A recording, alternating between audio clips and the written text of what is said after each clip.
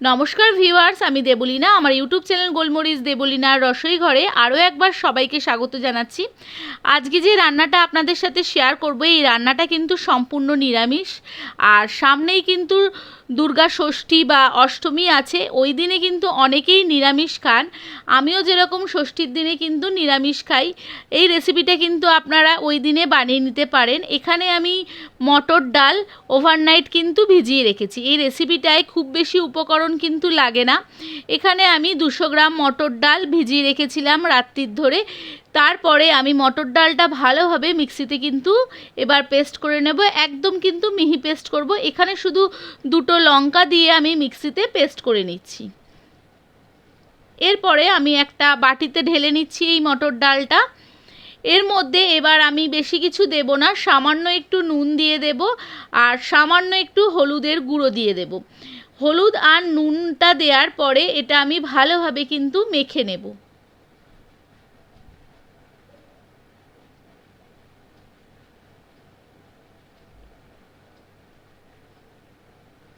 এরপরে আমি নারকেল কুড়িয়ে রেখেছিলাম সামান্য একটু, সেই নারকেলটা আরও মিহি করে মিক্সিতে কিন্তু ব্লেন্ড করে নিচ্ছি।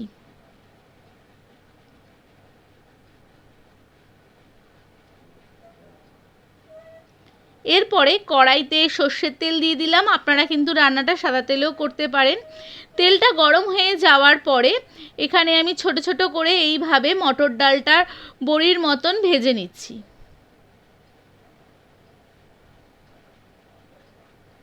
এই সময় কিন্তু গ্যাসের ফ্লেমটা একদম লো রাখবো আর 2 পিঠ হালকা করে কিন্তু ভেজে নেব।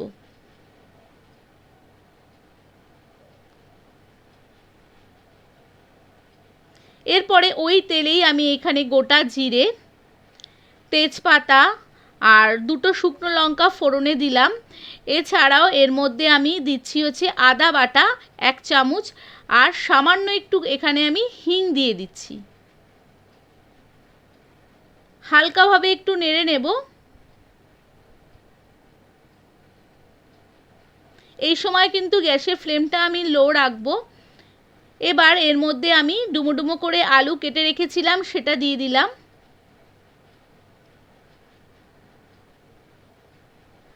আলুটা সাতলানো হয়ে যাওয়ার পরে এর মধ্যে একইভাবে গাজরটাও ডুমো ডুমো করে কেটে রেখেছিলাম, এই গাজরটা দিয়েও হালকাভাবে নেড়ে নেব। এবার একে একে আমি মশলা দিয়ে দেব। এখানে হলুদের গুঁড়ো দিয়ে দিচ্ছি, 1 চামচ জিরের গুঁড়ো দিচ্ছি আর লঙ্কার গুঁড়ো দিয়ে দিচ্ছি। মশলাটা কষিয়ে নেব। এই সময় কিন্তু গ্যাসের ফ্লেমটা অল্প রাখবো যাতে পুড়ে না যায়। এরপরে এর মধ্যে আমি দিয়ে দেব জল। জল আমি একটু বেশি পরিমাণে দিচ্ছি, কারণ বড়াগুলো কিন্তু যখন দেব তখন কিন্তু জল অনেক টেনে নেবে। এবার এর মধ্যে নুন দিয়ে দিলাম। এবার আলু আর গাজর যাতে সেদ্ধ হয়ে যায় তার জন্য ঢাকনা দিয়ে 10 মিনিট আমি রান্নাটা করে নিলাম।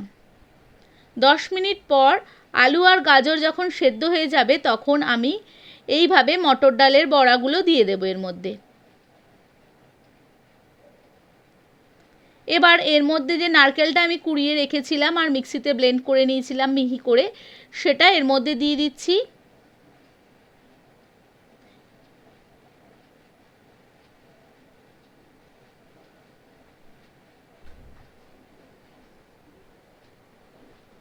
এরপরে চিনি দিয়ে দিচ্ছি, কারণ আমার কিন্তু গাজর আর আলু সেদ্ধ হয়ে গেছে। এমনিতেও আপনারা যখন করবেন গাজর আলু সেদ্ধ হয়ে যাওয়ার পরেই কিন্তু এই বড়াটা দেবেন, না হলে কিন্তু বড়া দেওয়ার সাথে সাথেই কিন্তু ঝোলটা টেনে নেবে। এবার অল্প একটু আমি এখানে গরম মশলার গুঁড়ো দিয়ে দিলাম। একদম শেষে এর মধ্যে আমি 1 চামচ ঘি দিয়ে দিচ্ছি। ব্যাস, আমার রান্নাটা রেডি হয়ে গেছে। সব শেষে এর মধ্যে এবার আমি ধনেপাতা ওপর দিয়ে ছড়িয়ে দিচ্ছি। এই রেসিপিটা যদি আপনাদের ভালো লেগে থাকে তাহলে অবশ্যই কিন্তু রেসিপিটাকে একটা লাইক করবেন, শেয়ার করবেন আর একবার কিন্তু অবশ্যই ট্রাই করে দেখবেন।